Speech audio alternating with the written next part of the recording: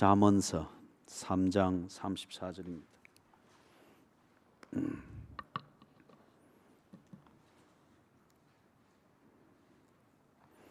잠언 3장 34절. 찾으셨어요? 자, 같이 읽습니다. 진실로 그는 거만한 자를 비웃으시며 겸손한 자에게 은혜를 베푸시나니. 그 한 절입니다.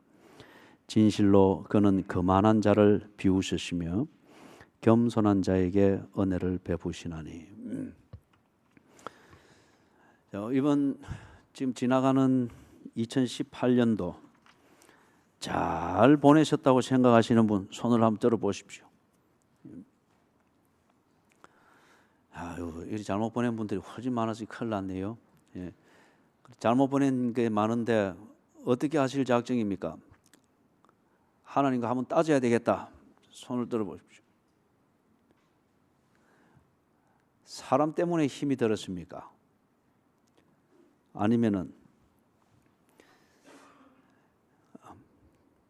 분명히 우리가 지낸 그 한 해는 똑같은 겁니다. 그죠? 그리고 거기에 좋은 일도 있었고 나쁜 일도 있었고, 그리고 이게 섞여서 지금 우리가 보낸 2018년 그걸 살았고, 또 그거는 우리가 만들어가는 인생 중에서 또 한 부분이었습니다. 그래서 나쁜 게 있어서 좋은 게 있고, 또 좋은 게 있어서 나쁜 걸 감당할 수 있는 또 그런 준비가 되는 것 같습니다. 그래서 다시 강조하지만은 이런 두 가지가 시간이라고 하는 이 시멘트를 가지고 잘 접착이 되면서 인생이라고 하는 이 콘크리트가 만들어지는 것 같아요. 이 순리를 우리가 잊어버리고 둘 중에 어느 하나에 집착을 하게 될 때 자기 인생을 자기 스스로 허무는 게 되겠죠. 독일이 동독하고 서독하고 나뉘어져 있을 때 그때 갈등이 좀 심했죠. 이 정치 이념이라고 하는 게 그만큼 무섭습니다. 교인들은 교회 바뀌면은 이 교제도 바뀌죠, 그죠? 그것도 너무 이상하게 볼 필요는 없습니다. 반면에 이제 정치 이념이라는 이게 딱 바뀌어 버리게 되면은, 그렇기 때문에 사실 정치는 이념화 시키는 이걸 정치인들이 참 조심을 해야 되는데, 자기의 정치 이념을 가지고 하는 건 사실이지만은 자기의 정치 이념을 국민들의 정서로 주입을 시키려고 이렇게 하게 될 때 이게 이제 무리수가 되는 거죠. 그 동독과 서독이 같이 세계 2차 대전을 겪고 고생도 실컷 같이 하고 그리 했는데, 그런데 이게 정전이 되면서 동쪽과 서쪽으로 나뉘어져 버렸잖아요. 그래서 동쪽은 소련이 지배를 하고 그래서 공산주의 체제가 되죠. 그 다음에 서쪽은 미군이 지배를 하면서 민주주의 체제가 유지가 되죠. 그런데 어제까지 같은 민족이고 2차 대전 같이 지내고 막 폭탄 피해서 같이 피난 다니고 이래 했던 사람들이 동쪽과 서쪽이라는 이 지역 때문에 딱 서로 막 등을 돌리게 됐단 말이에요. 그 국경 지역에 다리를 하나의 사이에 두고 동쪽 서쪽으로 딱 나뉘어진 경계가 진 마을이 있었습니다. 나뉘어지기 전에는 같은 마을 사람들이었죠. 근데 나누어지고 난 다음에 이제 적이 됐습니다. 서로 감시하는 그게 되니까. 그런데 어느 날 아침에 자고 일어나는데 다리 건너편 서쪽에 있는 그 마을 어귀에 쓰레기가 한 거 쌓여 있는 거예요. 그것이 어찌된 영문인지 이래 켜보니까 다리 건너편에 있는 동쪽에 있는 마을 사람들이 밤새 와가지고 쓰레기를 거기 다 비워놓고 간 겁니다. 그죠?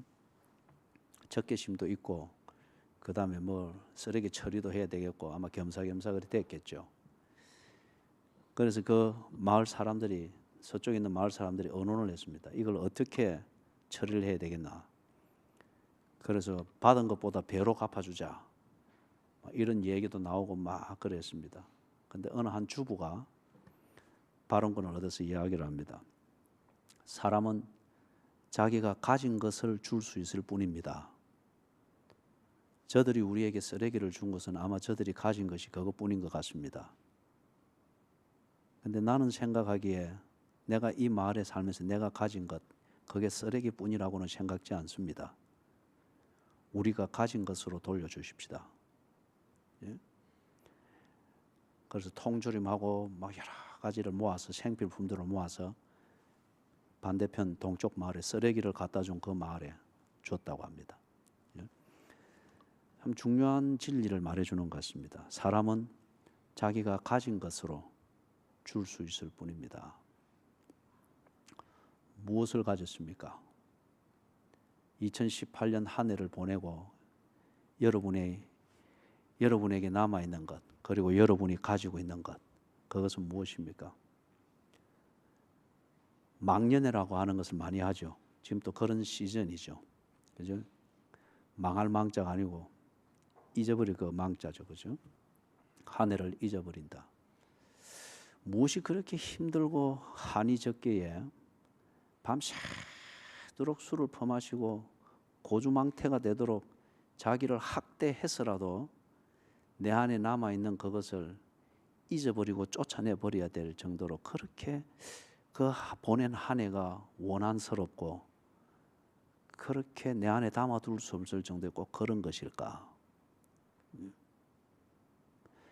어떤 사람은 한 해를 보내면서 원망이 가득합니다.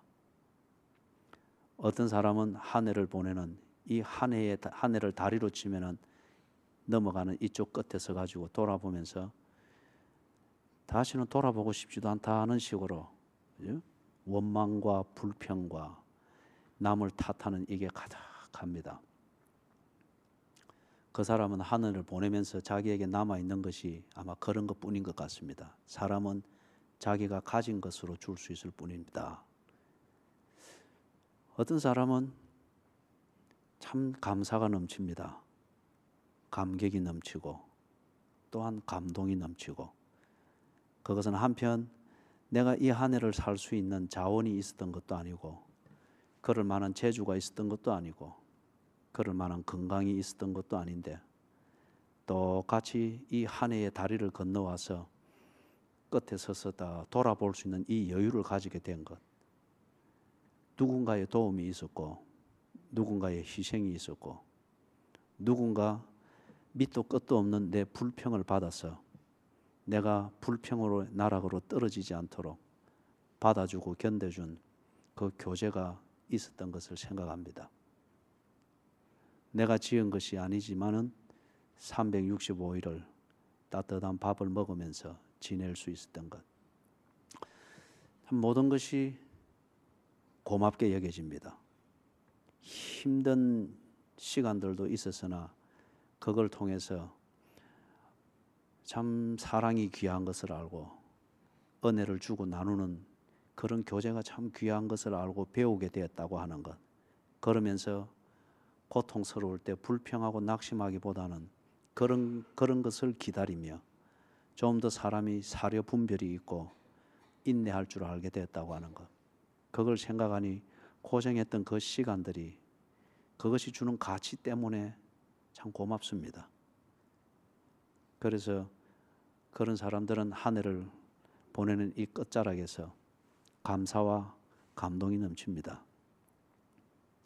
그들은 같은 한 해를 보냈지만은 그들 속에 가지게 된 것은 감사하는 마음, 은혜를 아는 마음, 그리고 남이 내게 베풀어 준 그 덕을 기리고자 하는 그 착한 마음이 고스란히 남았습니다. 시간이 내게 남겨준 쓰레기 같은 게 있습니다. 시간의 쓰레기죠.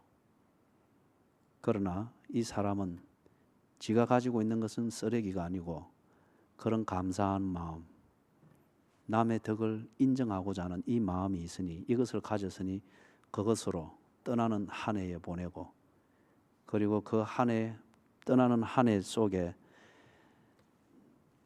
남아있는 나를 위한 사람들의 희생과 수고, 내가 알지 못하게 혹 알면은 내 자존심이 상할까 싶어 오른손이 하는 걸 왼손이 모르게 하느라 그것 때문에 더 수고스럽게 나를 위해서 무언가를 해주던 그 사람들의 흔적을 참 지우고 싶지를 않습니다. 감사하는 마음, 그게 그 사람의 마음에 있습니다. 여러분은 여러분이 가진 것이 무엇입니까? 이 한 해를 보내면서 1년 눈치를 보면서 살았던 사람은 지금 그 속에 남아있는 게 분명합니다. 우리가 위선으로서 대부분 시간을 보냈다면 지금 우리가 가지고 있는 것도 분명합니다. 좀 모자란 듯 했으나 지난해 송구영신 예배 때 세운 뜻을 따라서, 그리고 매일매일의 경건의 생활을 통해서 또는 새벽 기도를 통해서 나를 점검하며 겸손히 하나님의 인도하심을 받고, 그리고 하나님의 인도하심이 부모의 손길을 통하여 또 자녀의 효도의 손길을 통하여서 나와는 다르지만은 나를 존중하고 생각해 주는 그 이웃들의 교제를 통하여서 하나님의 인도하심이 오늘도 있을 것이다 하는 것을 믿고 그렇게 하루하루를 지내왔던 사람들, 그들이 가지고 있는 것은 분명히 다를 겁니다. 신성하고 거룩하고 새해에도 그것은 존경을 받고 그것 중심으로 삶이 이루어져야 될 가치가 있는 그 어떤 것이 그 사람의 마음에 간직되어져 있을 겁니다. 누가복음 7장을 보면은 향유 붓는 여인의 얘기가 나옵니다.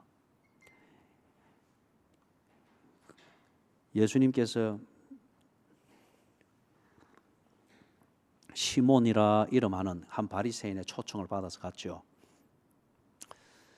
가서 바리새인인 이 사람이 준비한 좋은 식사 자리에서 식사를 하게 됐습니다. 예수님의 마음이 그리 편한 건 아니죠. 그러나 목적을 위해서 갔고, 초청한 이 바리새인도 지는 지 목적을 위해서 예수님에게 한 올가미를 만들기 위해서 초청을 한 거죠. 만났습니다. 식사를 하는데 거기서 본문에 보면은 죄인으로 알려져 있는 그 여인이 예수가 거기에 왔다는 소식을 듣고 찾아가죠. 향유를 담은 옥합을 가지고서 예수님을 찾아갑니다. 이 문맥을 볼 때 그 여인은 그 동네에서 죄인으로 알려진 여인이다. 그리고 향유 담은 옥합을 가지고 간다. 이걸 볼 때에 그의 직업은 창녀였던 것으로 봅니다. 그런데 예수님이 거기 오셨다는 소식을 듣고서 왜 이 여인이 그렇게 감동했을까요? 그리고 왜 그렇게 기쁘게 또 자기 하는 일도 잊을 정도로, 그리고 이 직업을 가지고 있는 여인에게 있어서 향유 담은 옥합은 재산의 전부일 수 있습니다. 이걸 가지고 왜 예수님이 자기를 만나러 온 것도 아닌데 식사하는 자리를 찾아갔을까요? 그 여인 속에 있는 감동입니다. 또 예수님에 대한 뭔가 좋은 마음이 있습니다. 그리고 그 뒤에 전개되는 내용을 보니까 누구도 이 여인을 환영하는 사람이 없는 장소입니다. 그리고 이 여인이 눈에 띌 때에 눈에 가시가 되겠죠. 그래서 뒤로 돌아갔다 합니다. 예수님 뒤로 돌아가서 유대인들이 그 당시에 식사를 하고 공식적인 그런 식사를 하는 자리는 테이블이 타원형처럼 이렇게 되죠. 그리고 아래에 있으면서 이래 한쪽은 기대는 거예요. 그리고 한쪽 손으로 이렇게 묶는 거죠. 한쪽 손으로. 그러면서 이쪽 대화를 이래 하면서. 그리고 이는 식사 시간이 30분, 1시간 이렇게 해서 될 문제가 아니죠. 이거는. 그러니까 기대고서 이래 먹고 있는 예수님 뒤로 돌아가 가지고 예수님의 발에 그 향유를 부었다죠. 그리고 눈물을 쏟았다고 합니다. 그 눈물이 예수님의 발에 떨어지는 이걸 보고 머리털을 풀어서 머리털로 그걸 닦았다고 합니다. 여인들에게 있어서의 그 자존심이자 품위이자 여성성을 나타내는 중요한 그 머리카락, 머릿결, 이거는 동서고금을 막론하고 이거는 동일할 거예요. 그리고 그 여인이 지금 그렇게 하고 있습니다. 예수님을 초청한 이 호스트, 이 시몬이라는 바리새인이 그걸 보면서 굉장히 분개했습니다. 왜 이 귀한 향유를 이런 식으로 허비하나? 그 다음에 두 번째, 왜 예수님이 저런 여자를 상종을 하나? 그걸 근거로 해서 세 번째 이 사람이 의혹을 가지는 것은 예수가 정말 선지자였다면 저 여자가 누군 줄 알았을 건데, 이 말은 바리새인 시몬이라는 이 바리새인의 상식으로는 선지자로 불릴 정도로 거룩한 자일 것 같으면은 저런 여자, 죄인으로 알려져 있는 저런 여자를 이런 공식적인 자리에서 상종하고 말을 섞지 않더라도 저 여자가 붓는 그 향유, 저 향유를 어떤 때 쓰는 줄을 다 알 텐데 그런 것을 하도록 허용하고 이리 안 할 텐데 저 여자가 누군지를 모르고 이런 식으로 하는 거예요. 이 사람은 분명히 선지자로 알려졌을 뿐 선지자는 아닌 게 분명하다는 식으로 매도를 하기를 시작한 거예요. 그게 참 아이러니입니다. 예수님과 이 여자 사이에서는 이 여자가 예수님에 대해서 가지고 있는 자기의 것을 다 쏟아놓습니다. 그게 경제학적 관점에서, 이념적 관점에서, 사회학적 관점에서 낭비다, 어떻다 그렇게 말을 할 수 있을지 모르나 지금 그 여자는 자기가 가지고 있는 것, 그것을 예수 앞에 그대로 내어놓고 쏟아놓고 있습니다. 예수님은 그것에 대해서 가타부타하지 아니했습니다. 그 상황까지. 만약에 그게 쓰레기였다면 예수께서 자리를 털고 일어났을 수도 있겠죠. 만약에 그게 시몬이라는 이름을 가지고 있는 바리새인과 같은 그의 종교적 관점에서 보아서 부정하다, 그렇게 할 수 있는 것을 예수님이 가지고 있는 것이 전부일 것 같으면 예수께서도 그런 아주 소스라치게 놀라면서 부정한 것을 털어내듯 반응을 보이는 그것으로서 돌려주었을 수 있겠죠. 예수님은 그 여자가 자기가 가진 것을 예수 앞에 쏟아놓을 때 아무런 반응을 하지 않았습니다. 그 가치를 본 것이죠.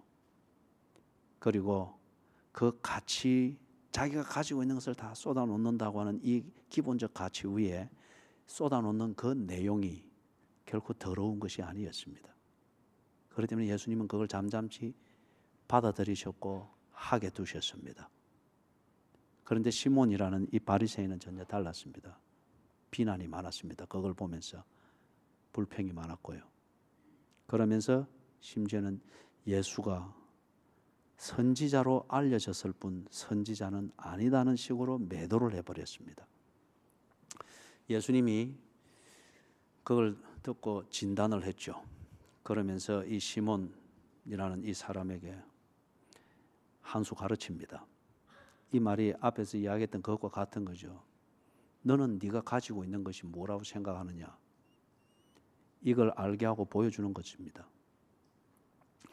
유대인들의 풍습에 의하면은 특별히 이렇게 공식 식사 자리를 마련하고 손님을 초청했을 때는 손님이 들어올 때에 그에게 발 씻을 물을 줍니다.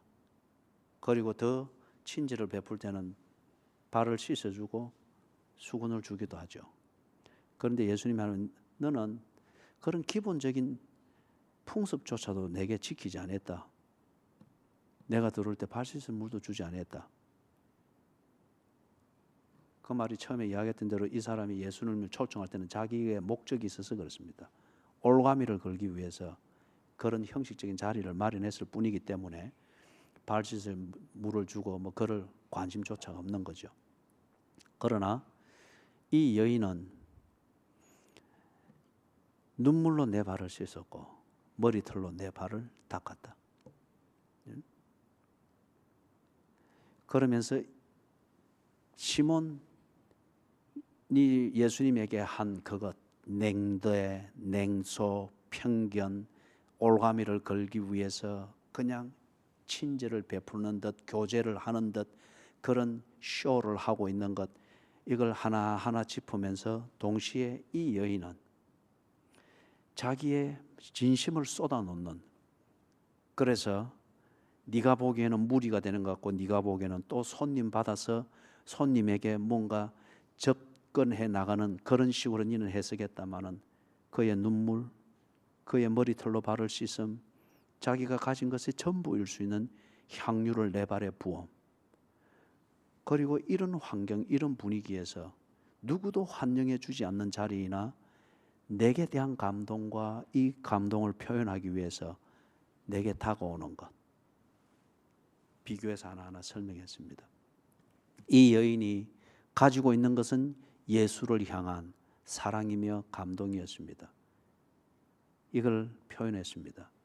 그러나 화려한 식사 자리를 마련하고 폼을 잡고 있으나 시몬은 예수께 가지고 있는 것은 적개심이었고 무시함이었고 예수를 어떻게든지 올가미를 걸어서 더 이상 사람들이 예수를 따라다니지 못하도록 만들고자 하는, 무언가를 만들고자 하는 그 뭐라 그러죠?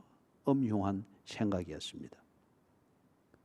그렇기 때문에 예수님에게 자기 자신들을 표현하고 나타내 보여주는 게 이렇게 상반되게 달랐습니다.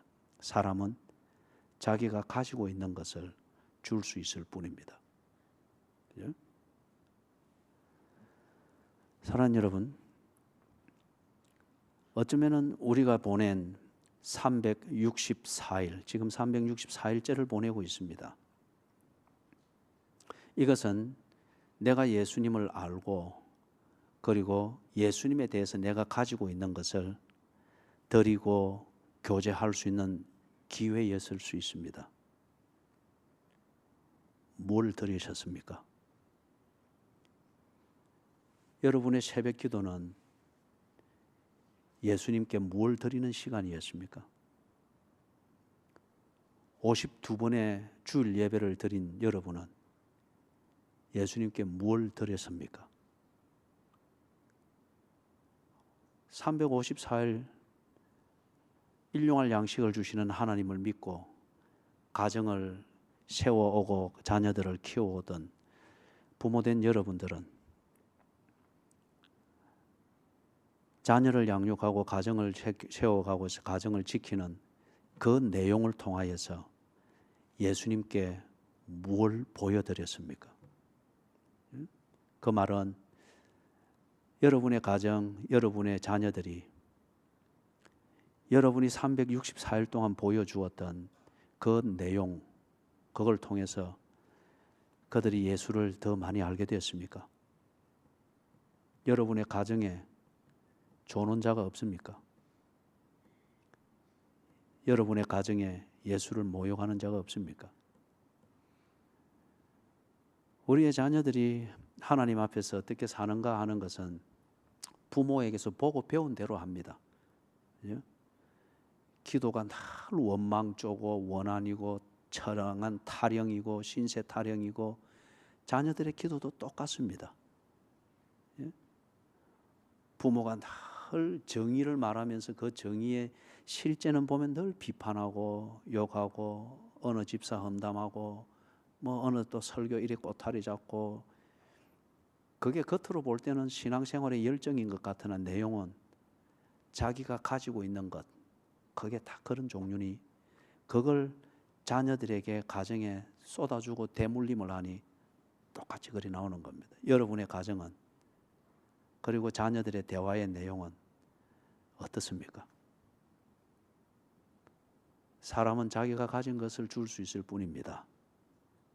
부모가 백방으로 뛰며 자녀를 키운다 하지만은 부모가 가진 것을 자녀에게 대물림해 줄 뿐입니다. 그래서 자녀가 청출어람이 준비가 되지 않은 이상 부모에게 보고 배운 대로 그리고 부모에게 대물림 받은 대로 할 뿐입니다.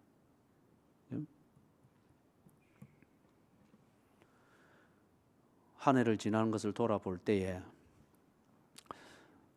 우리가 예수님께 그리고 우리가 고백하는 그 하나님 앞에 정말 돌려드릴 게 원망뿐일까요? 돌려드릴 게 신세 타령과 후회뿐일까요? 처량한 분위기에 잡혀서 멜랑꼴리한 어떤 이런 것 그렇게 해서 신세 타령하고 자기 연면에 빠지는 것, 이게 신앙이 아닙니다. 우리가 왜 특별히 또 이런 시즌이 되면은 그런 식으로 신앙을 확인하려고 하고 분위기를 잡으려고 하죠. 예수님은 그런 걸 우리에게 주지 않았습니다. 그렇다고 하면은 우리가 예수를 믿는다고 하는 우리 말의 실체, 내가 가지고 있는 것, 그거는 여전히 노예 근성이고 거지 근성이고 종교적 거지의 근성입니다.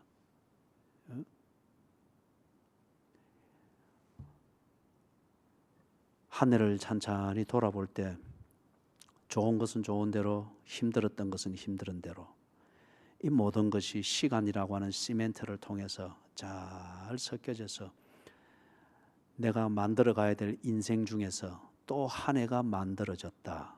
이 콘크리트가 만들어진 것을 알 때에 우리가 시간을 주관하시는 하나님 앞에 드릴 수 있는 것이 꼭 쓰레기와 같은 불평, 원망, 신세 타령, 남을 탓하는 것, 꼭 그런 것만이겠느냐? 그렇죠? 구약에서 이스라엘 백성들에게 제사를 가르치는 제사 제도가 여러 나오죠. 그 중에 보면은 소제라고 하는 게 있습니다. 이 소제는 밀가루 같은 이것으로서 이걸 불에 태워서 하나님께 드리는 거예요. 그런 다음에 남아있는 것은 떡을 만들어서 제사를 집전했던 제사장과 이것을 드리는 가족이 함께 먹습니다. 함께 먹는 이유는 하나님이 이 제사를 받으시고 화목해 되었다는 그 증거로서 이렇게 먹는 거예요.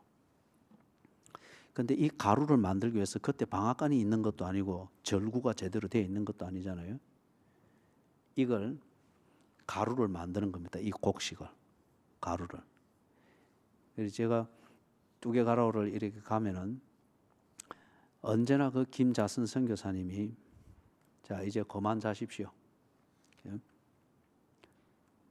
자꾸 자면은 자꾸 원망이 생긴다고요.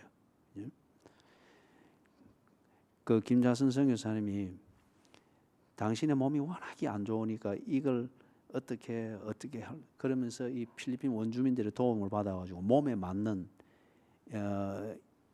나뭇 잎을 찾은 것 같아요. 그 구야바노라는 얘기 들어봤어요. 아마 포털 사이트 보면 많이 나올 거예요. 뭐 암 치료한다 해서 그 필리핀 단체 관광 가는 분들이 막 이런 거 뭉태기로 사오고 이래 하는데 그 구야바노하고 또 다른 거 뭐라 그러더라 그게 야생초라든가 하여튼 뭐 그런 게 있어요. 파란색. 그죠? 근데 이제 이분이 자신이 복용하기 위해서도 그리 하지만은 와서 그 현장을 도와주는 고마운 분들이 있을 때 이걸 꼭 선물을 하기 위해서 이분이 틈나면은 이걸 말려서 갑니다. 가는데 이걸 손으로 다 일일이 갑니다. 그래서 아주 그 곱게 분말이 되도록 이걸 갈아가지고 그래서 이제 제가 가면은 올 때 이걸 조그만 물병, 이 페트병 있잖아요. 거기에 이 가루를 곱게 넣어가지고 꼭 챙겨줍니다. 가서 이거 잡수서 암에 좋습니다. 그죠? 암에 좋습니다. 근데 그게 내 체질에는 안 맞는 것 같아요.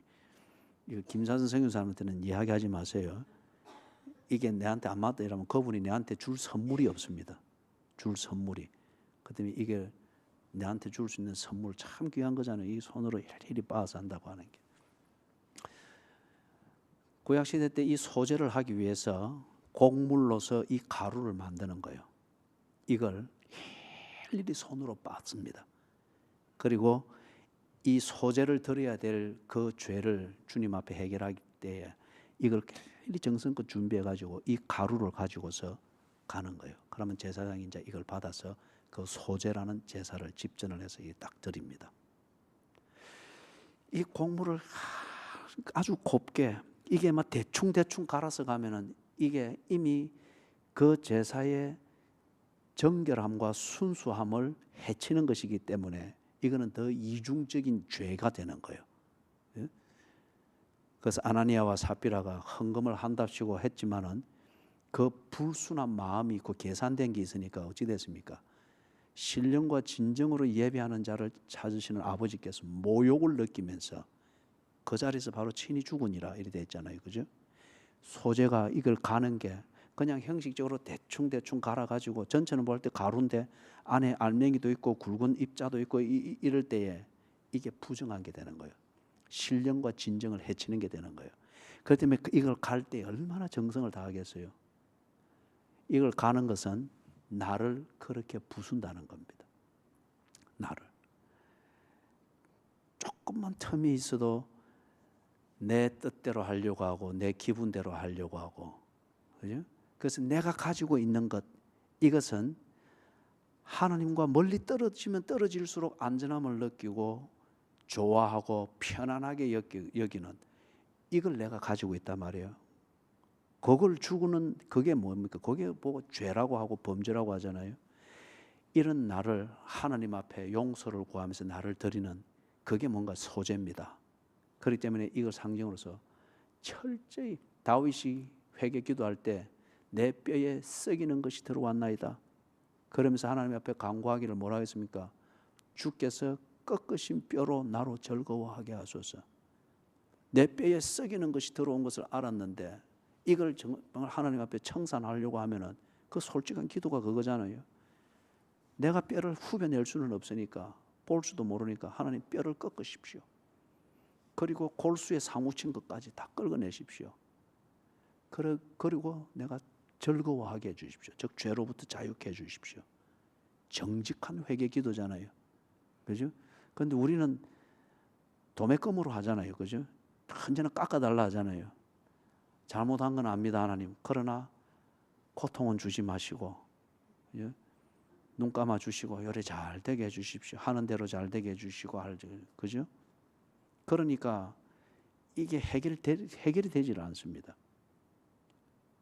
아무리 하나님이 좋은 옷 입혀줘도 뼈 속에 썩이는 것이 들어와서 안으로부터 썩고 있으니까 이 가정의 문제가 해결이 안 되는 거예요. 예? 자식의 문제가 해결이 안 되는 거예요. 예. 그래서 다윗이 그렇게 기도했던 것처럼 이 소재를 빠는 게 나를 철저히 주님 앞에서 부수는 겁니다. 내가 가지고 있는 것, 이거는 참 더러운 것이고, 이것이 내가 가지고 있는 것을 쓰는, 이걸 보고 생활이라고 하지 않습니까? 이 생활을 더럽게 만드는 주범입니다. 이걸 인정하고 주께 고침을 받는 입장에서 잘 빠는 거예요. 그런 다음에 이걸 다 드립니다. 불에다가 일부를 태우는 거죠. 그죠? 나를 철저히 태워 없애버려서 새롭게 되어지는 것. 동시에 하나님께서 그것을, 그 향을 받으신다, 이런 상징적 의미로서 그 율법에서 그 제사 제도를 가르친 겁니다. 이 여인이 향유를 붓고 눈물을 쏟고 머리털을 풀어서 주님의 발을 닦는 것, 그것은 곧 소재와 같습니다. 어찌하여 이 여인이 자기를 그렇게 철저하게 빻을 수가 있을까요? 지금 그 자리에서 사회적 관습과 그 문화의 관점에서 지켜보던 시몬을 비롯하여 거기 있는 유력한 자들은 이 여인을 더욱더 비참하게 봤습니다. 창녀 주제에, 또는 창녀가 하는 게 그렇지 뭐, 지 손님 받던 꼭 그런 행색으로 여기 와서 이렇게 하는것만, 아니면은 지 손님 앞에 흘리던 유혹의 눈물을 여기 또 신성한 자리에 와서 더욱더 자기 스스로를 모욕 가운데로 빠뜨리는 것일 수 있죠. 그러나 지금 이 여인은 그렇게 해서 지가 가지고 있는 것을 드립니다. 구약의 율법으로 치면은 소재를 준비를 하여 드리듯이 철저히 지 자신을 빠뜨리는 거죠. 왜냐? 예수님에 대한 감동이 있으니까. 분명히 이 여인은 어느 때인가 예수님을 만났습니다. 1대1로 인격적으로 만난 것은 아니지만 장녀니까 군중 가운데 섞여 다닐 수는 없을 거잖아요. 그러나 사람이 사는 생활에서 자기 스스로를 소외시킬 수는 또한 없잖아요. 먼 발치에서 봤든지 아니면 전에 들었든지 예수를 간접적으로 또는 직접적으로 경험했습니다. 그분의 말을 들었습니다. 무엇인지 잘 이해는 못하지만 저분은 다른 남자들과는 다르다. 저분은 내 직업 때문에 나를 정죄하고 내게 기회조차 주지 않고 권리마저 하나님을 알 수 있는 권리마저 박탈하는 종교 지도자들과는 다른 분이구나. 그분의 설교와 그분의 눈빛과 그분의 행함과 단지 좀 안 좋은 조건 있는 사람을 좋은 조건으로 업그레이드 시켜주기 위해서 온 그런 종교적 도덕가가 아니라 저분은 죽은 자를 살리기 위해서 온 사람인 것 같고는. 그분을 보고 들은 것만으로도 용기가 생기고 뭔가 의지가 생깁니다. 이게 여러분 믿음의 시작입니다. 그렇기 때문에 지금 찾아온 거예요. 예수에 대한 그 감동이 그것으로서 다 정리가 되어 있으니 찾아온 거예요. 자기가 가진 것을 드렸습니다. 사랑하는 여러분, 우리가 한 해를 지나면서 이런저런 우리가 그런 걸 보고 파란만장이라고 합니다. 그럼에도 불구하고 우리가 파란에 떠내려가지 아니하였고 만장에 섞여서 흘러가 버리지 아니했습니다. 파란만장이라는 우리의 인생 한 페이지를 수사하는 단어는 있으나 파란만장을 통하여서 오늘 우리가 있습니다. 새벽 기도하고 주일 예배를 드리고 수요 예배를 드리고 답답할 때 길을 묻듯 성경을 읽고 막막할 때 줄을 붙들듯 기도하며 주님을 기다리고, 그러나 삶의 현장은 더욱더 다른 방향으로 흘러가는 것 같아서 분노가 일어나기도 하고 좌절감이 있기도 하고, 그런데 모든 게 절망인 것 같은데 그걸 통해서 참 기가 막히게 반전이 일어나고 내 한계를 넘는 그 어떤 돌출구를 보면서 그렇게 해서 그렇게 이만큼 오게 된 파란만장한 시간이었습니다. 이 모든 것이 하나님의 은혜인 것을 우리가 교리적으로 그렇게 할 때 이게 한 해를 지나고 돌아보니 바로 현장이지 않습니까? 이걸 확인할 수 있다면 오늘 여러분이 그 주님 앞에 여러분이 주님이라 고백하는 그분께 소재를 드릴 만한 이유는 되지 않습니까? 여러분의 향유를 그분 주님의 발에 부을 그럴 만한 가치 있는 시간은 아닌가요?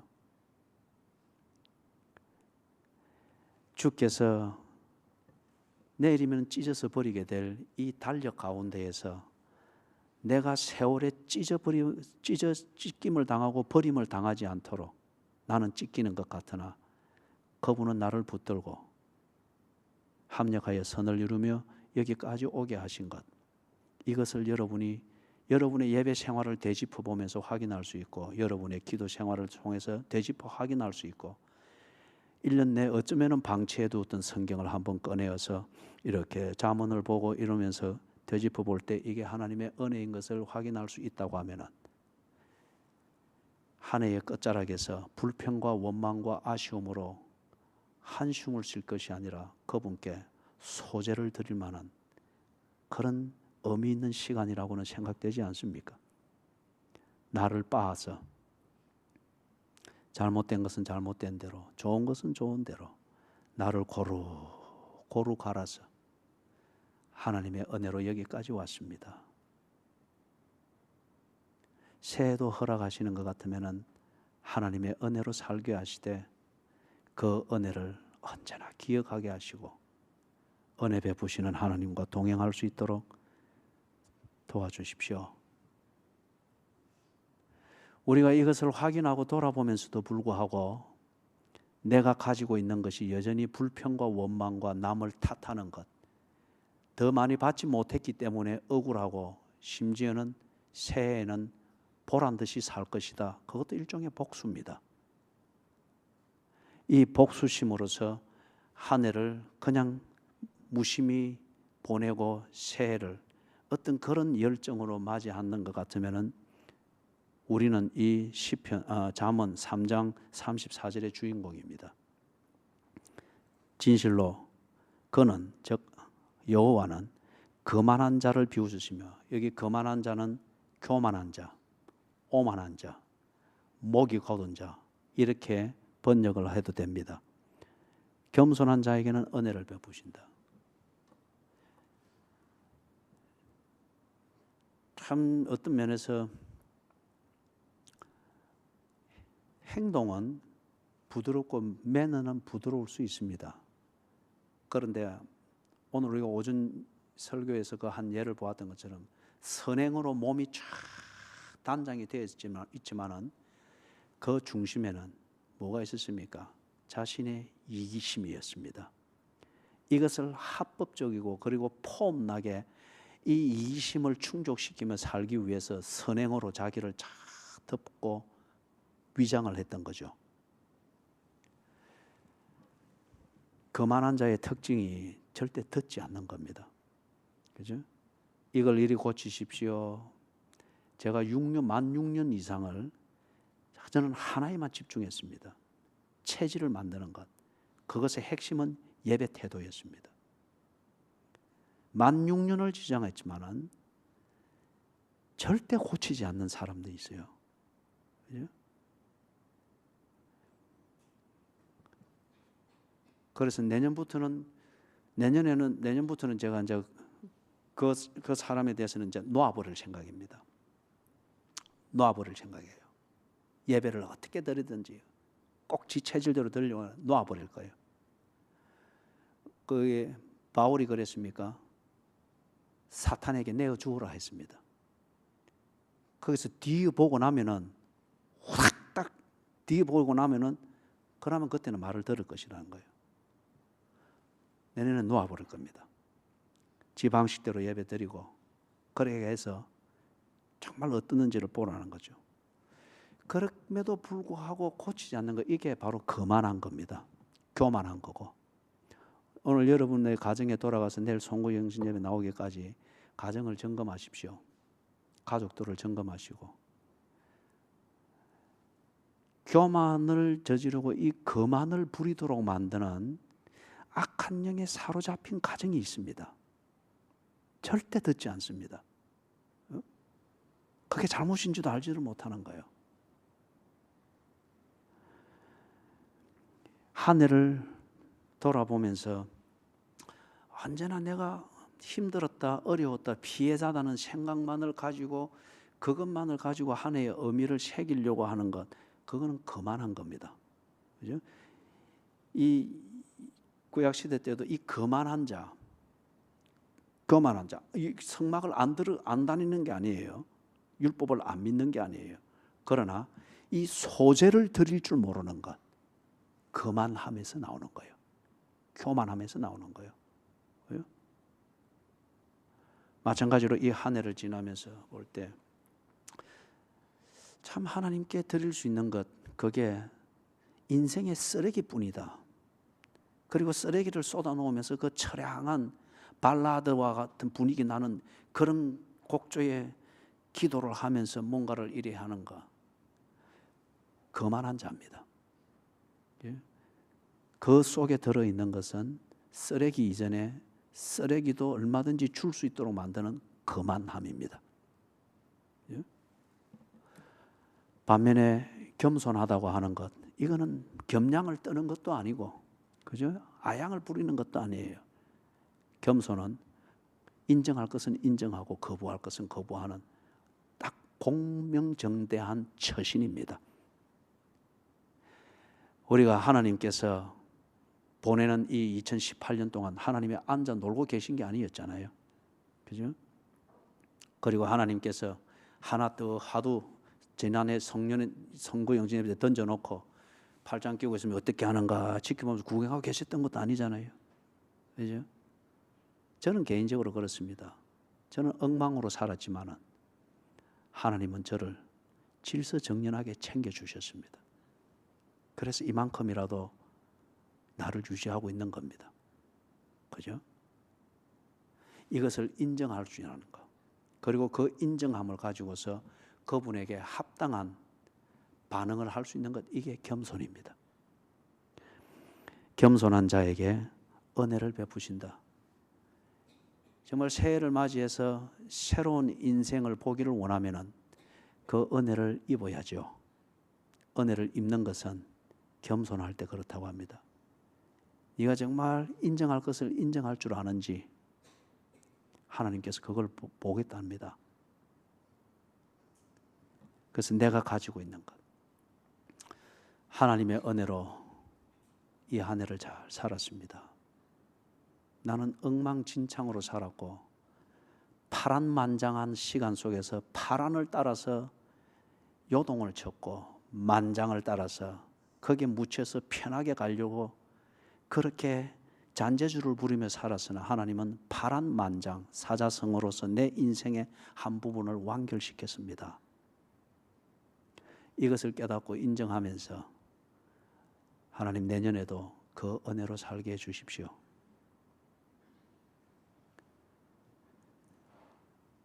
오늘 내가 겸손한가, 한 해의 끝자락을 보내면서 오늘 내가 겸손한가, 그것을 보는 것, 오늘 내가 가지고 있는 것을 하나님 앞에 내어놓으며 예수의 발에 붓는 겁니다.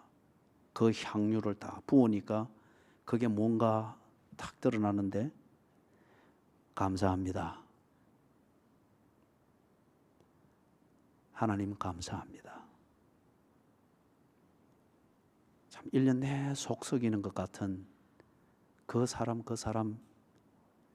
그런데 그 속 썩이는 그걸 통해서 내가 내 자신을 돌아볼 수 있게 되었고 좀 더 신중하고 사려 깊게 생각하며 말할 수 있도록 하나님이 내게 조치를 해주신 것인 줄 알고 감사합니다. 가족이 감사합니다. 배우자가 감사합니다. 참 자녀가 감사합니다. 때로 불경기라는 이걸 통해서 긴장을 하며 살았던 그 시간들이 또한 감사합니다.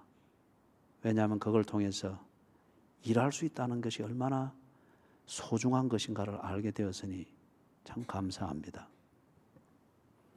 이걸 우리가 가지고 있어야겠죠. 그럴 때에 그 사람은 새해 바로 문 앞에 와 있는 이 새해를 맞이할 때 하나님 사랑합니다. 돈을 주십시오. 뭘 주십시오. 뭘 주십시오. 그렇게 말할 수 있는 것이 아니라 하나님을 의지하며 하나님과 동행하기를 원하는 그 감동, 그 바램, 이것을 표현할 수 있도록 만드는 그 사람이 가지고 있는 것. 하나님 사랑합니다. 새해에도 하나님을 사랑하며 살게 해주십시오. 이게 저의 전부입니다. 그죠? 겸손한 자는 하나님께서 그에게 은혜를 베푸신다고 합니다. 그러나 거만한 자는 하나님이 비웃으신다고 합니다. 우리 자리에 일어나실까요? 나를 보내신